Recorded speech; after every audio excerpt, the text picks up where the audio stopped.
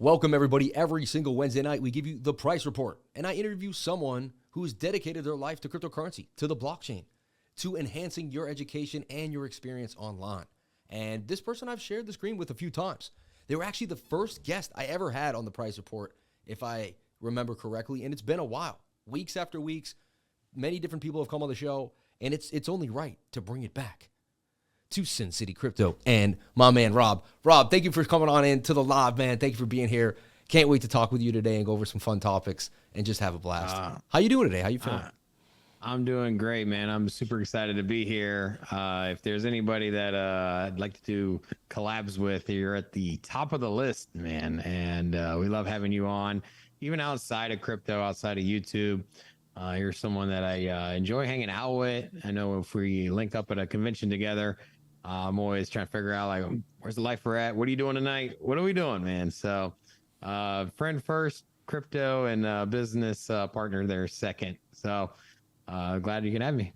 Yeah, I agree. We maybe met through cryptocurrency, but like if I had met you without it, you would have been someone I hang out with. And now I always, whenever we're in a different city, you're hanging out. It's kind of cool. It's like, yo, we're on tour, man. Where you at? You know? But speaking of that, you just had an event. I really wanted to go. I had family obligations, things to do. My wife had just flown back from California. She's like, be with the kids. I wanted to kind of skip out to Vegas for a couple of days. But yeah, you just had an event. I don't know, just tell us a little bit about your event. I would have loved to have been there.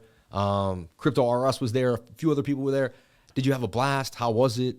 Man, you know, we did it in true Vegas style. You know, it's something that we need more of in Vegas is meetups, parties, conventions, collaborations, whatever it is. You know, Vegas is known for their events. We're the entertainment capital of the world, and we want to be we hang our hat on being an entertainment focused cryptocurrency channel.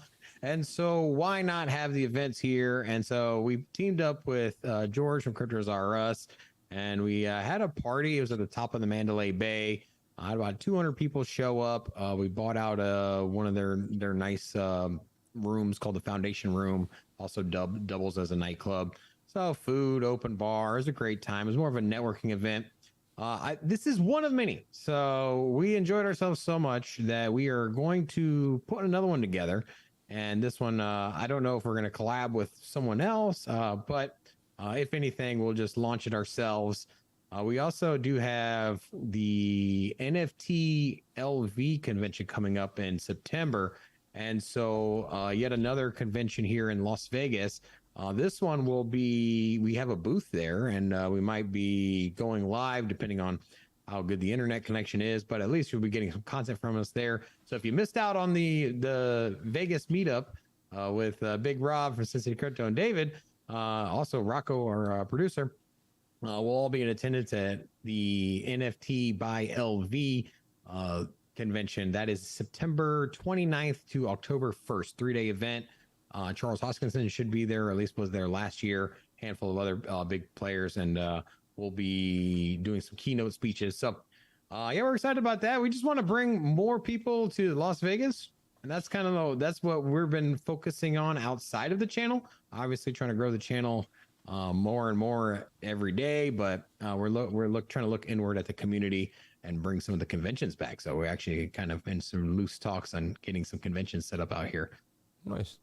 No, well, the thing is, it's so awesome to party in Las Vegas. I feel like you can, snap your fingers and big things can happen instantly, And what I learned about crypto too is, it may be a beginning, like it seems like it's an emerging industry, but once you get swept up into the crypto movement, like crypto does it big, man. You're in, big clubs in Miami. You guys are at the top of the Mandalay Bay. Like I've been in places I never would have thought already with crypto. So, something came to me in mind. You always have great opinions. I actually laugh a lot on some of the things you say. You have a great sense of humor. And I thought you would have maybe a few jokes, maybe a few comments about our man Richard Hart, Ooh. So I figured, with HEX kind of running around and being, trending right now, what is your take on HEX? I personally I never was a full-on Hexican. Shout out to the Hexicans. Like, I have no hate, whatever. I was never a full-blown Hexican. I dove in. I did a quick swing trade, made 30%, and I put it to PulseX just to see what would happen. It's probably down to zero now. I don't even know. I don't care. I haven't really paid attention. Were you ever into HEX? Did you have a friend into HEX? Do you know those people that are just all about HEX? And what's your take on the SEC right now and Richard Hart? And did you watch his response, by the way? A lot of loaded question. There's a lot to it, but I know there's a lot going on. Yeah, no, I'm pretty sure you watched his response to Gary G, because I actually saw you in the feed right above him. Well, if you saw the feed, you know where probably where I stand there. And my first question would be, how long is this show? Because I can take 100% of the time here on this one. Where do I start? Okay, first of all, where do I stand on HEX?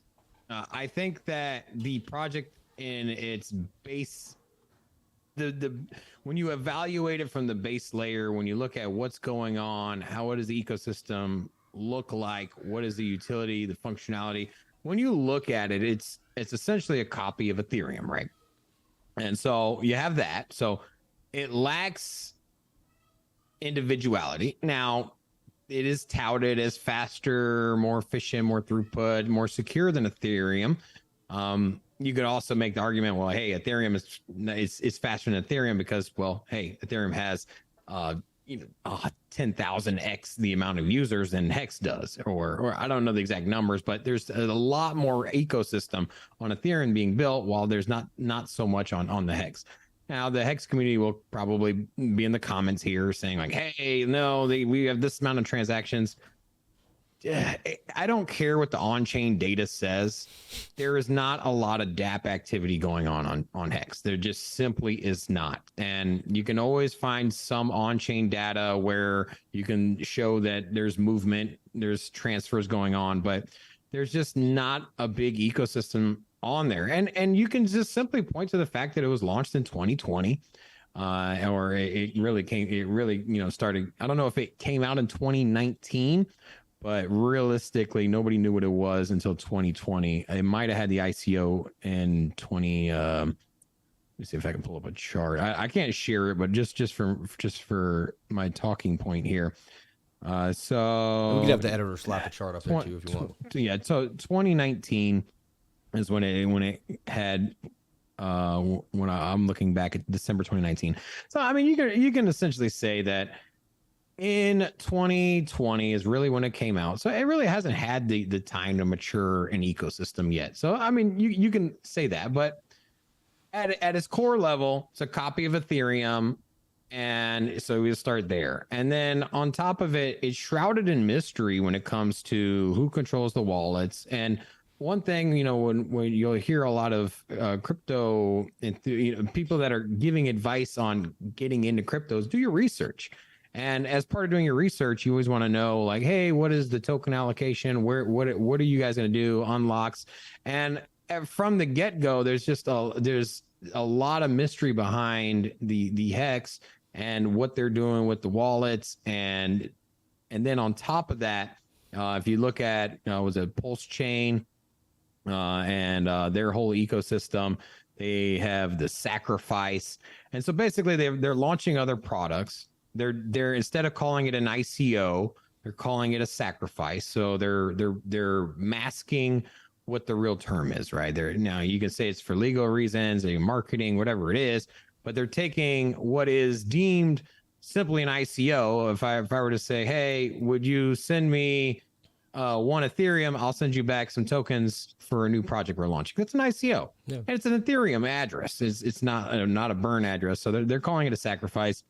And so that in itself, it's misdirection. And so when it comes to business, if you're not upright for, just truthful, transparent, and if you don't check those boxes, for me, it's just been something I'm not interested in. So anyways, I at the same time, there's a lot of projects that are called into question that eventually get into market and become successful. Pretty much all crypto tokens are doubted on when they first come out. So, no one knows what's going to happen, right? They're just market and cap's so tiny. for myself, I just kind of kept quiet. Now where the reason I decided to take a vocal stand against HEX was because I saw that the crypto community, crypto Twitter, YouTube, they were all hanging their hats on this idea that, hey, the SEC is suing HEX, so by default, you need to support HEX. And I just felt like it was the wrong message for somebody that is looking to invest, right? And so if I have some money on the side, I believe in crypto. I believe in these content creators or influencers or just people on Twitter. And I personally don't like, we spend pretty much every day mentioning the SEC and how it's not beneficial for our space. And so with that said, I could see how somebody could just throw money at HEX because they want to support the movement against the SEC. And at its core value, I just don't want people to take misinformed investments off of supporting the movement against the SEC. I think it's a bad idea. And there's just a lot of things that does not add up with HEX. I'll just leave it there. And even, Richard Hart, who cannot answer where these private keys are, who controls these wallets for all of the new tokens that he's launched. And so I'll leave it there. But then if you think about it from a token standpoint, we also had the Uniswap delisting of the HEX token. Now you could have a whole separate conversation on whether or not that is ideal for a decentralized platform to unlist something. But nonetheless, that happened. And if you look at their ecosystem, that's pretty much all their liquidity. It's not traded on any major exchanges. I will take a peek at it's traded on BitGet and MEXC. That's it, man. And all of the liquidity, all the trading volume, or at least the majority of it, is being done on Uniswap. And that has been delisted. So you have a BitGet, which has a 24-hour trading volume of 300,000. MEXC 200,000. You're at $500,000 in trading volume for something that's got this much publicity, and those are the two biggest exchanges. And then on top of that, and these are just the numbers I'm pulling from CoinGecko. So the thing is behind HEX, right? I don't know too much about it, but I do know that they want you to lock up, right? 4 years, 3 years, 2 years, and then if you take out before, you get a penalty, right? And so they're incentivizing everyone to hold this coin forever, thinking it's going to be the next Bitcoin. Whenever I get, sold a story of a many-year hold like that, because I know the value of cryptocurrency goes up and down throughout the Bitcoin halving, right? So I never want to have to hold something into the bear market when I know I could be losing probably all of the gains, So that's the one main reason I was never, still I see people. I was in Miami. I remember me and you did something. Then I walked to my hotel and I bumped into a guy. And he's like a HEX millionaire. I mean, there's always those core people, right? That get into the beginning and make money off of a project, and then they tout it and say it's the best. But the price right now is at where it was in 2020. Mm-hmm. And so even if you did make millions, those gains are gone. Those gains are gone. December of 2020. And so at nobody had a position on HEX below a third of a penny. Now it has rebounded as of filming to 1/2 cent, but it was down to a third of a penny, which is the same price it was back in December of 2020. And all the gains are gone. And then on top of that, you got people that are locked up. And so which that's a double-edged sword. Is it a Ponzi though? So is it a Ponzi? Are you it a Ponzi? It doesn't matter if it's a Ponzi or not. If you're paying out per a contract on the blockchain up to 38% APY, if you're just paying these out, you have Richard Hart, who is being charged of spending customer funds or investment money on Lambos. And maybe he did, maybe he didn't. It doesn't matter. He's very flashy. And so it comes to a situation that if the liquidity is drying up, people have tokens locked up, there's not much to support the price, right? So you need liquidity, and liquidity is the big thing here. You need tokens on both sides. So if the people that are passionate about the community, if their tokens are locked up, they can't sell it or buy it or do anything, then the pool is smaller because those tokens have been removed. And so if you're touting the staking and the lockup, well, that's not part of the liquidity game. And the liquidity is shrinking at a crazy pace right now, and which is gonna cause giant price swings. And if it goes to the downside, I'm just kind of scared that, hey, if there's an insolvency issue or there's just not enough money to come out, or the price just drops so much that, you know, the trading pairs on dollars is just not going to be there. And so it's just, even if you are a fan of HEX, even if you believe it's all buttoned up, there is an attack on the business model. And the business model runs off of Uniswap. That's essentially it. And so Uniswap's closed down. So now you got two exchanges. So you got QuickSwap, which is a DEX. Other than that, you got BitGet and MEXC and Poloniex. So you got a few, but Poloniex has a 3,000. Yeah, no one's trading on Poloniex. Yeah, 3,000 volume. MEXC is probably the next best place where people could swing it. You know what I mean? It's got some liquidity, but again, like you said, what, 300,000? So yeah. So and then if you look at the order books, and I can't share, but you have a price depth of plus and minus 2%. So that's how much money it takes to move the token price up or down 2% by buying and selling. And on MEXC, it's $400. So if you put in $1,000 buy order on MEXC on the HEX USDT trading pair, $500 will move it 2%. So put that into perspective. There's no liquidity and there's nothing really holding these markets up.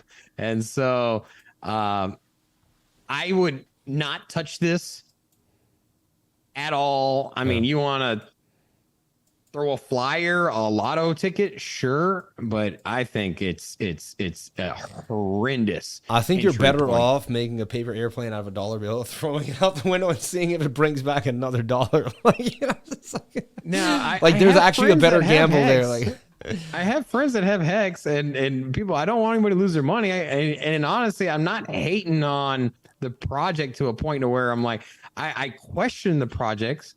But I'm not hating on it to a point where I'm like, I want it to crash. Like, I don't. I would like it to come back. And if it does, people will make money if they buy it now. I mean, but there's so much in question, and things just don't add up. So for me, I'm concerned that it will never get back to operating at like a normal crypto, at least with the price. You need liquidity.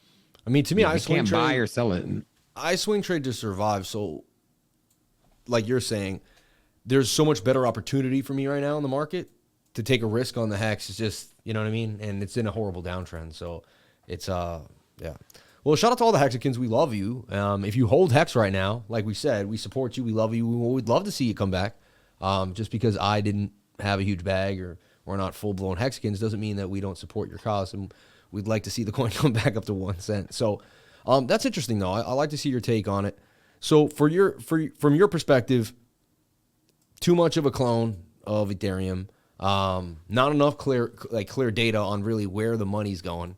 And he does sit there and he already was somewhat wealthy already, right? Like, he was wearing Louis Vuitton and Gucci already. Now he's just taking it to another level recently. But what about his response to Gary Gensler, where he says, I called the top. I told people about Celsius, you know, I was the one. You just took BlockFi's $50 million that was going to go to the actual, you know, to the people that lost money, and you took it as a fine. You know,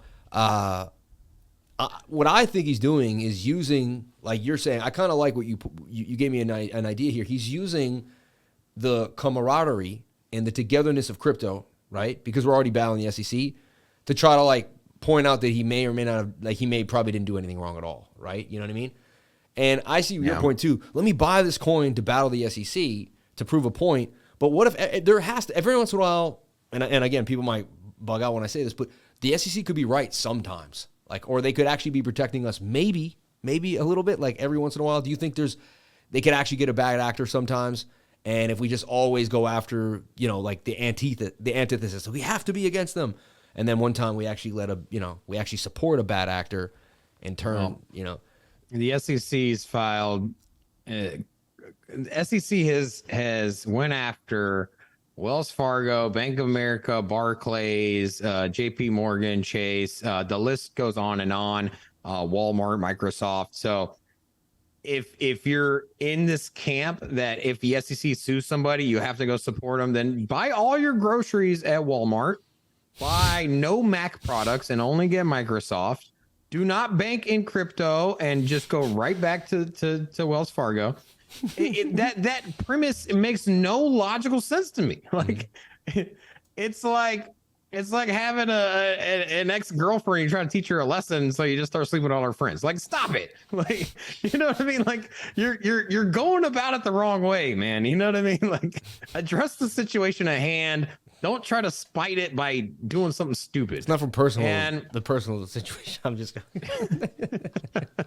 so I would, and then his response, I don't know why it was hailed as the world's greatest response. I didn't see that at all. I told you guys to not buy BlockFi. I told you not. I warned you about Celsius. I warned you about this. I called the top. Like, you warned everybody about every crypto out there other than your own. And like, at what point, like, you just call everything a scam and a crap, and then you just blanket the whole ecosystem. He says, don't invest in Bitcoin. Don't buy Ethereum. Bitcoin is trash. He said that over and over again. And so a broken clock is right twice a day, right? Yeah, it's like he called out everything. And then let me ask you, like, what did he do for the community to warn them? Like, what did he do? Did he give some on-chain data? Did he say, hey, I have some inside sources, they work here, this is what's going on behind the scenes? No, he just told people, don't buy it, it's a scam. And so like, Ben was literally like the week before, Ben, like, had he made a video like Ben did, get your money off the exchange right now, you know, like, I mean, I'm just saying, I mean, you gotta, like, yeah, that was a call to action for a few days in a row. You could feel that, like, he knew something. He was begging us. His stance was, don't buy that crap, buy HEX. And so exactly. it wasn't a public service announcement. Yeah, because he was always because he was telling you not to eat apples, but he already had an orange in his hand. It made you question what he was saying. And then what does it matter calling a top? That makes no, like, that's all that is a badge, right? It means nothing. It means absolutely nothing. Calling a top means nothing. Absolutely nothing. It holds no weight. And why are you making a message to the SEC? I called the top. Does it matter? Yeah, they don't care. SEC, it's like so relevant to their case that you're talking. Yeah, it's nothing. They don't give a damn whether you call them a top or not. Oh, man. It makes no sense to me, man. And so, I mean, for me, it's just...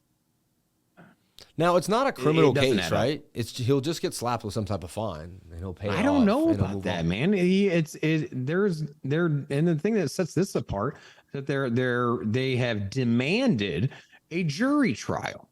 That's like very interesting, because all the other litigation that the SEC has had against Binance, Coinbase, Ripple Labs, the list goes on and on. All of the crypto ones has been determined by a judge. Or more times than not, historically, has been settled on, but it was never going to a jury, or, you know. And first of all, that's an interesting tactic. That's outside of the realm of what we have. That's a different tactic, put it this way, which is very interesting, because if you think about it from an analytical point of view, perhaps they're looking at the masses. And the way I thought about it, I'm like, the SEC probably is realize that most people think crypto are scams, right? You go to the restaurant, the barbershop, the auto spot.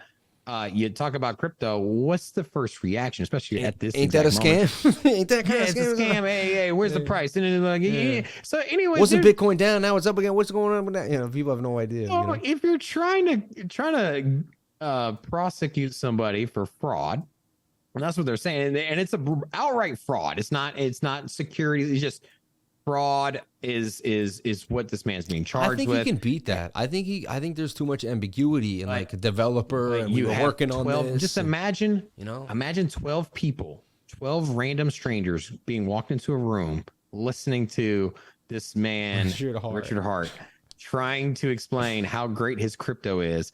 I can't even explain to somebody how good Bitcoin is. Size, you were saying you think the jury's already completely against him. Like it's gonna be it's gonna be so hard for him to be like, it's not a scam at all. But like, I mean, everyone that comes in is gonna be like, everybody walking that's what I'm saying. This I is see what you're saying. changers. The average person, they're gonna get as the juror has no clue. Yeah, I mean, you got a pretty. I like your thought process here, man. I mean, you're playing chess here.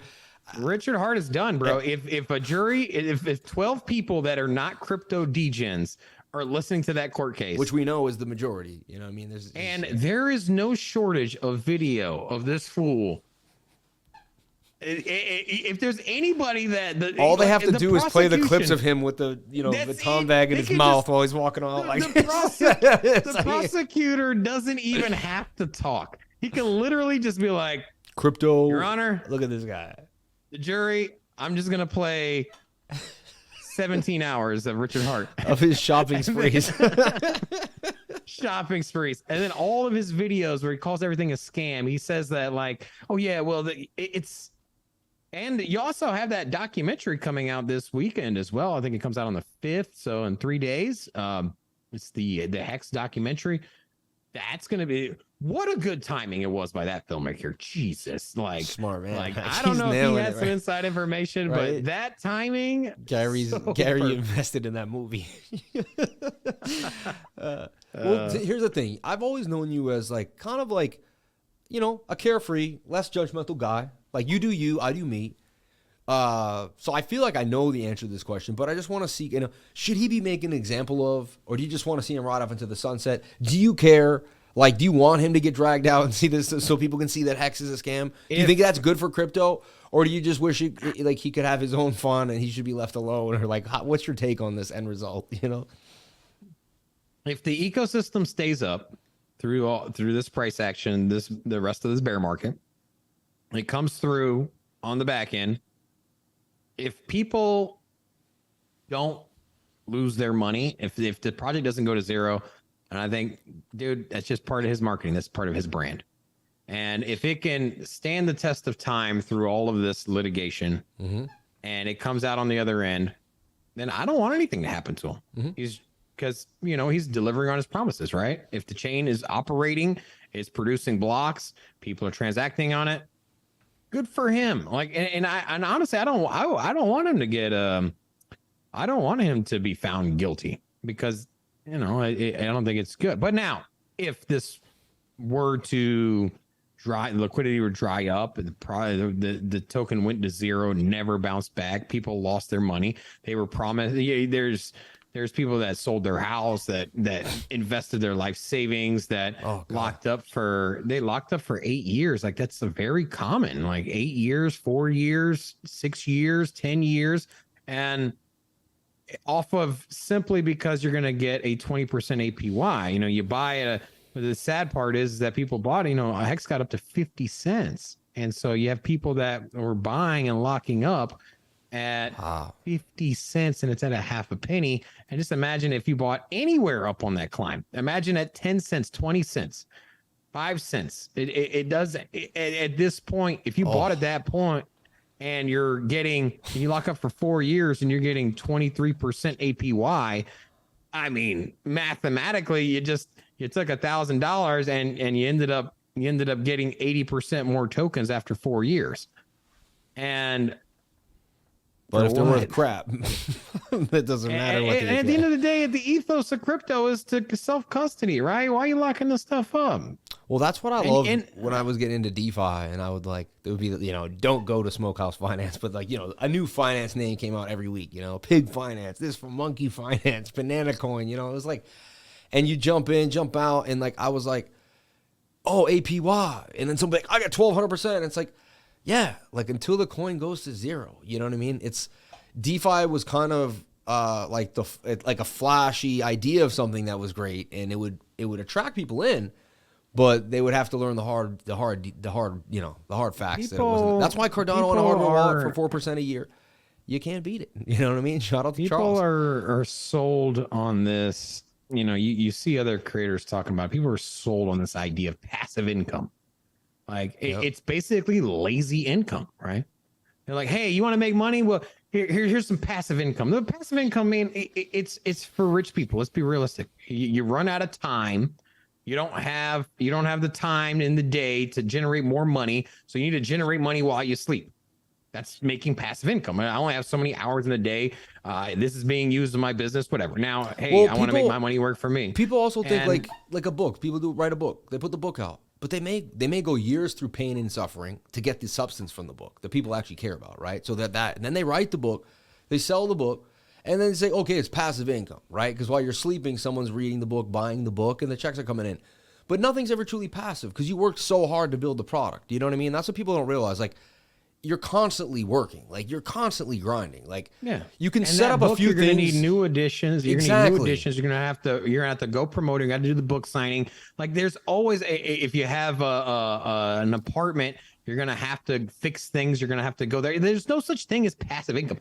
But the idea of it is sold as, hey, just make money not doing anything. Pina colada on the lazy beach, mentality, money pouring in, but like, and they're just feeding off this dumb premise, like, hey, take your $1,000 and then turn it into $2,000 by not doing anything, but you just give it to us and we'll do it for you. And it's people just end up backing themselves into a corner. And at the end of the day, if you just DCA and buy and set aside, it's just the right way of doing it. It's just how life it changes in finance for some reason, man. In real life, you work for everything you have, and then but when it comes to finance, you just supposed want to get rich quick given to you. Yeah. I bring up the little red hen a lot, on my channel. I not as much as I used to, but I used to probably maybe like once or twice a month, a couple times. And it's, she works so hard, she grind. Everyone wants to have a piece of the bread, but they didn't do a dang thing for it. And same thing with crypto, and same thing with trading. People think they're just going to press the buy and sell button and they're going to be able to have a huge account and they're going to make it. Like, anything in life didn't take anyone time to become successful at, right? So trading's just one of those things. But you're right. They assume once there's finance, the stars and the sparkles, and it gets everyone excited. And they think, money. It's something different's going to happen to me this time. It's going to be. And I realized in the crypto market that there is a lot of people hoping and wishing and not putting in the time or thought process on how to do it the right way. Everyone's trying to get it easy. And so for me, I try to connect with my audience and I try to say, hey, why I got into crypto, which is probably something shared by a lot of people, is that you got burned by the traditional finance. You saw the inefficiencies of money. You see the theft from the politicians through inflation. You're noticing firsthand that everything is more expensive, but your wages aren't keeping up. And so you're looking for an answer. And, there's obviously a problem with the system, but when you reevaluate the systems that you were in, a lot of people just got into crypto because they're like, hey man, they're stressed out. They want to make some money and they're drowning and they're just like, I need $5,000. Okay, I got 500. Okay, maybe I can just take this 500 and make it 5,000 with little knowledge, little experience, just on a whim and a prayer. And they're not going about it in a logical, structured way. And there is a lot of money to be made in crypto, but so many people piled in here in this space, just putting money where their friends told them. And I was walking my dog yesterday. This one really got me. And my neighbor was like, hey man, I told you I wanted to buy some crypto and all you told me was buy Bitcoin.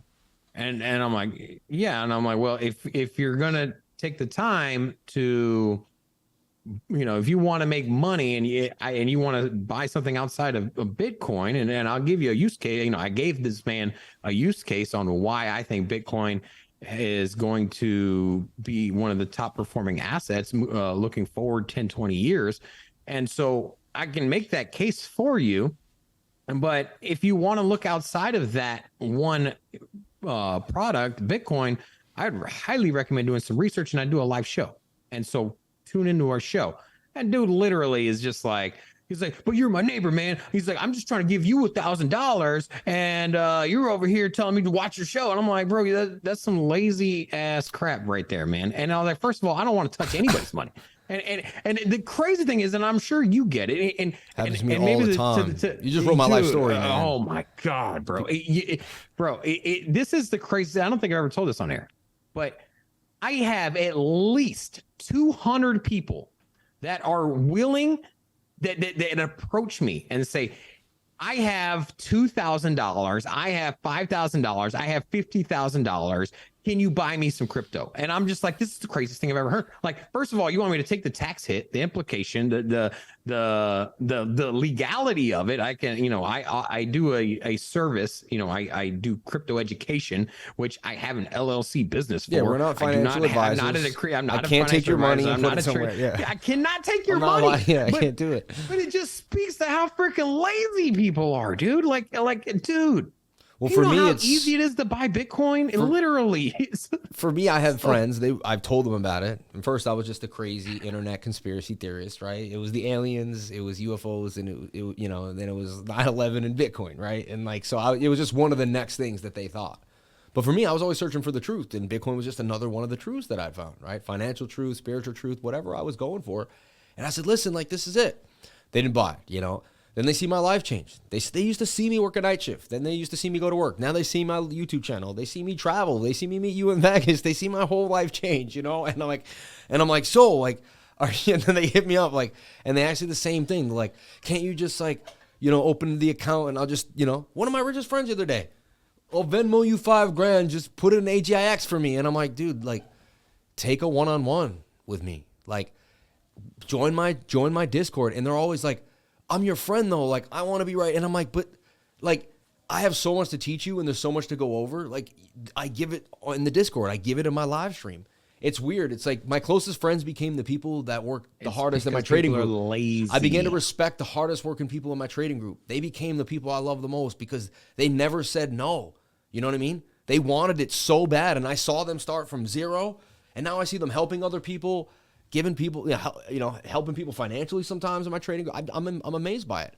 And yeah, everyone wants, because me and you are close to it, they think it's just this button press, And I love what you said, because if someone's not going to get involved, the best thing you could say to them is to buy Bitcoin and leave it there, right? Because you were basically looking at the guy, if you're not going to go all in and really take the responsibility and go deep, then you're going to throw money at some HEX or who knows what at the time you see Twitter and you're going to lose it all, right? And you didn't even say that. In your mind, you probably said, you were like, if you're not going to go hard, Bitcoin's your answer. And you spent the time explaining it to him. Bitcoin. I don't even want to buy the Bitcoin for a person because what if you give me $50,000 to buy Bitcoin? No, it's a mess. It's a mess. Your house catches on fire. Guy has to sell it 50% off of where he bought it, and now all of a sudden he's looking at you like, I need to cash out my Bitcoin that you bought for me. Well, first of all, now I got to buy and sell your crypto at a moment's notice because that's another thing. Yeah, open up your own account, put your own social security number down. Get away from me. Buy your own crypto. Stay the hell away from me. This is not a one-off event. This is literally at least 200 people have come up to me just trying to give me money to invest for them under my name and do all the fucking work. And it's not that I don't want to help the people, but I'm just help yourself, man. It's that time old saying, I can give a man a fish, but if I teach a man how to fish, he's going to feed himself for forever. So if I do this buy for you, what happens when you have another $1,000? You're going to come knocking on my door again? That's what I love, the YouTube channel hustle, right? You can't just I can't just be like, hey, make me a Sin City crypto channel. You know what I mean? People can try and they can go after, they can try to buy channels and stuff, but your grind every day, what you're doing with your brand, right? My brand, 5, 6, 7, 8 years from now, man, I know I'm going to see you. Who knows where you're going to be? Your studio is going to be bigger. Maybe you have more than one. I don't know what's going to happen, but all I know is your dedication and your love to your craft is going to pay off in time. Everyone wants this get money rich quick, but find a hustle, find a grind, stick with it, do it every day. You're not going to get fast returns overnight, but when you get somewhere in life, you're going to look back on all the little times that you chipped away. You know what I mean? We and you talk about this all the time whenever I see you. It's kind of what drives us. It's why I love being around you. It's the grind and the hustle. Me and you right now are in that pocket of hustle, you know? I would say to any viewer, like, bro, you better like capitalize on your dreams. You better have some goals. But but then I know a lot of people just wander around aimlessly. And if anything, if there's anything that you can do, is just work as hard as possible. You cannot go wrong with that. Even if it's a crappy job, you're over here cooking fries, make the best damn fries you can make. You'll move up that ladder at some point.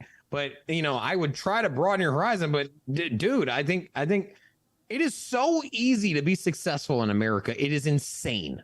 In the United States, it is so easy because majority of the population out here is lazy. They're lazy. They're complacent. They don't want to work. They look forward to their weekends, their vacations. They all, you know, it's to a point to where it is so normalized that it's like it's common and it's looked at as the right attitude when you say, oh, I can't wait to clock out. I can't wait to, like, if you're going to work and you can't wait to clock out, you need to clock out of that whole job, period. Or you need to change your mentality, because you should be going somewhere where you have a fruitful meaning there, that you're getting a return. You're part of the ecosystem, the product, the vision, whatever it is. And honestly, if you work at all, if you work 45 hours a week, you're already in the top 20%.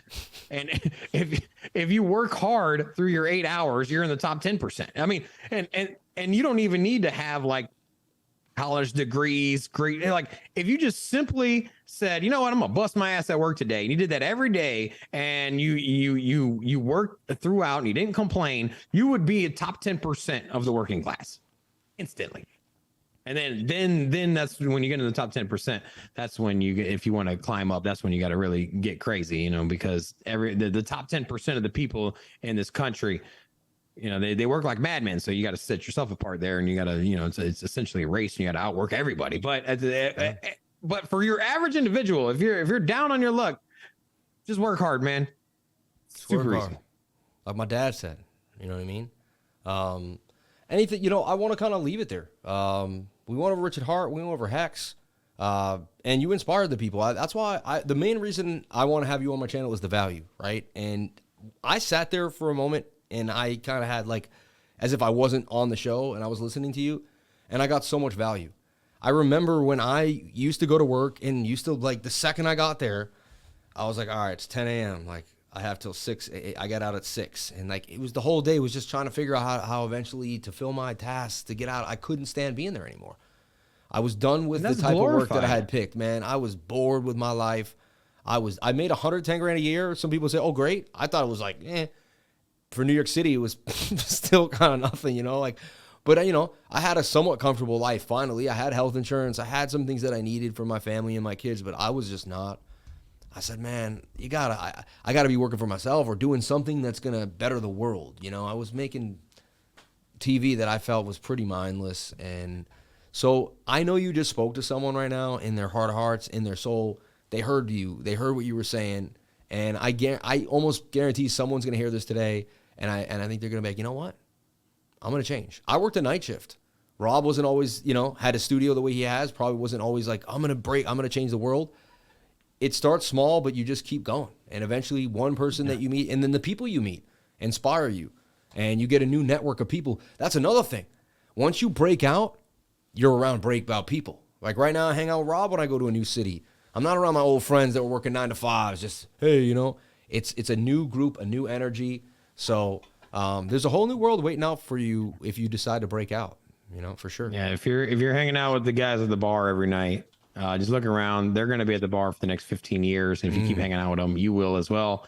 Oh, wow. That was hard. Yeah. It's just the truth, man. That's it, dude. Where can people find you? Where can they see you again? When is your show? Most people do know, but let's hope a few new people bounce on in tonight, and just let them know where they can find you. Give them the socials, and explain kind of what Sin City Crypto does, and what can they learn about you tomorrow.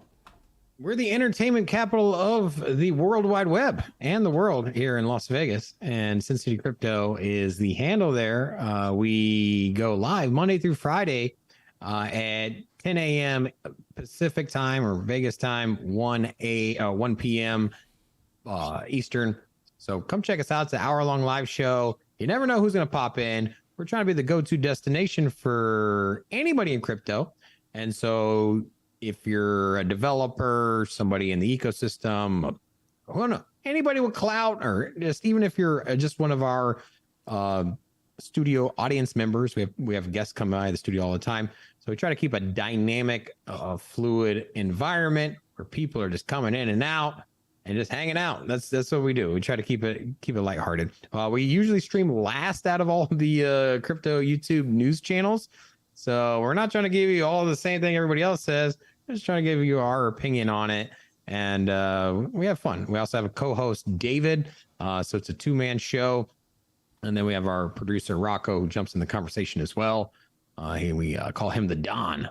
And yeah, come check us out. Also, we have, if you like more of that heart-to-heart kind of conversation we do on Sundays, right here in this chair, we do it's called Rant and Ramble, where you get an hour of me. And I talk very little crypto and a lot about personal growth and just motivating yourself and getting your direction lined up with your goals. So, thank you so much, Rob. I love that you came on the show, and I'm sure we'll be collaborating again very shortly. And I can't wait to see where we'll both be in 5 years, man.